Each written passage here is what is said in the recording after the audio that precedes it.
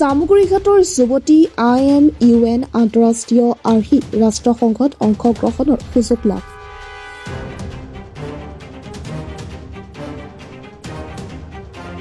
নদুৱা সমষ্টিৰ বিধায়ক পদ্ম হাজৰিকাৰ অভিনন্দন শুভেচ্ছা আৰু আৰ্থিক সাহায্য প্ৰদান। অহা 17 অক্টোবৰৰ পৰা 25 অক্টোবৰলৈ ইণ্ডোনেছিয়াৰ বালিত অনুষ্ঠিত হ'বলগীয়া ইণ্টাৰনেশ্যনেল মুন 2025ত জামুগুৰিঘাটৰ কুসুমতলাৰ যুৱতী ভূমিছেত্ৰীয়ে দেশ তথা ভাৰতবৰ্ষক প্ৰতিনিধিত্ব কৰাৰ সুযোগ লাভ কৰাৰ খবৰে ভূমি পৰিয়ালৰ লগতে সমগ্ৰ নদুৱা সমষ্টিতে আনন্দৰ জোৱাৰ উঠিছে। নমস্কাৰ, মোৰ নাম শ্ৰী ভূমিছেত্ৰী। মই আপোনাৰ কুসুমতলাৰ নিবাসী। মই যোনটো এক্সাম দিছিলো সেইটো আপোনাৰ ইণ্টাৰনেশ্যনেল MUN আছিলে। তাতে মই এতিয়া ইণ্ডোনেছিয়া বালিত গৈ নিজকে আৰু নিজৰ কাণ্ট্ৰি দুখন দিছে মোক এলট কৰা হৈছে, কানাডা আৰু ইণ্ডিয়া। তো তাতে মই নিজৰ কাণ্ট্ৰিবিলাকক ৰিপ্ৰেজেণ্ট কৰিব লাগিব। আৰু মই আপোনাৰ 3 ষ্টেপ এক্সাম এটা আছিলে। ফাৰ্ষ্টতে ইণ্টাৰভিউ এটা আছিলে, তাৰপিছত মোৰ Q&A এটা আছিলে, তাৰপিছত মোৰ আপোনাৰ Q&A পাছত মোৰ মিটিং টাইপ এটা হ'ল।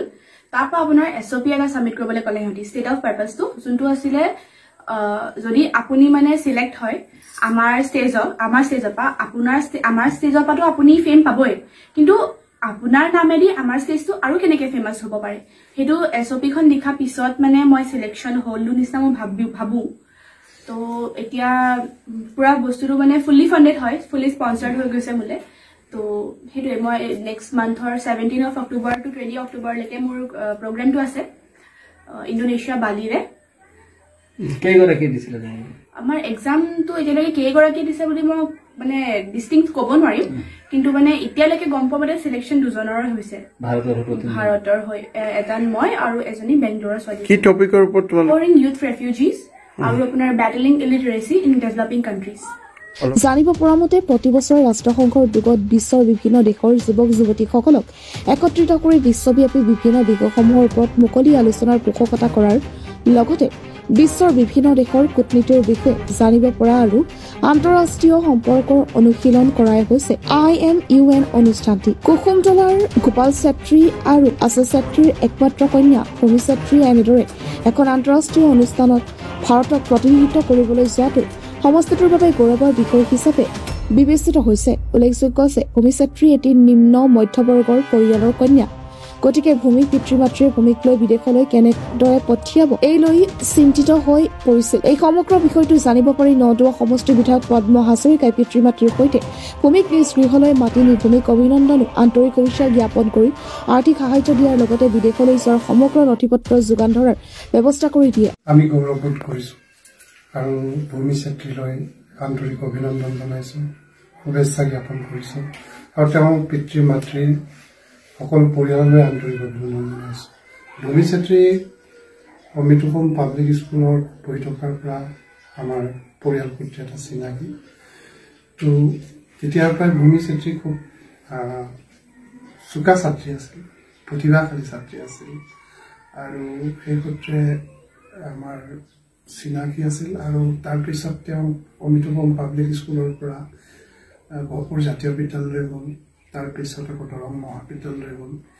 এতিয়া তেওঁ যিটো ভাৰতক ৰিপ্ৰেজেণ্ট কৰিছে, তেওঁৰ এইটো ইচ্ছা ক্লাছ 11ৰ পৰা আছে বুলি তেওঁ কৈছে আৰু আমিও গম পাইছিলোঁ যে তাইক কিবা এটা ভৱিষ্যতে কৰিব।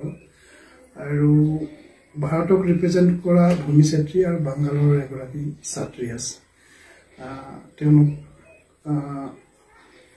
কানাডা আৰু ইণ্ডোনেছিয়া ভাৰতক প্ৰতিনিধিত্ব কৰিব।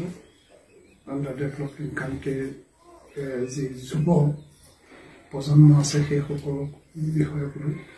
আৰু এই বিষয়ে যিহেতু নদুৱা সমষ্টিৰে তাই বাসিন্দা, তেওঁৰ পৰিয়াল আৰু তেওঁৰ ছাত্ৰী, আমি অভিনন্দন জনাইছোঁ।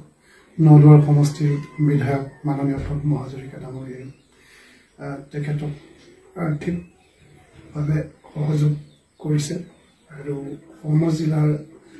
নদুৱাৰ সমজিলাৰ আয়ুক্ত ডাঙৰীয়াইও তেখেতক সহায় কৰিছে। এই প্ৰতিভাশালী ছাত্ৰী দুগৰাকীয়ে আমাৰ অঞ্চললৈ যি গৌৰৱ কঢ়িয়াই আনিছে, এইটো নতুন প্ৰজন্মৰ কাৰণে এটা আশাৰ বতৰা। আমি তাই সফল হওক, তাইৰ এই যাত্ৰাই যাতে কুসুমতলাকে নহয় নদুৱা অঞ্চলক, সমগ্ৰ জিলাখনক, অসমক গৌৰৱান্বিত কৰক।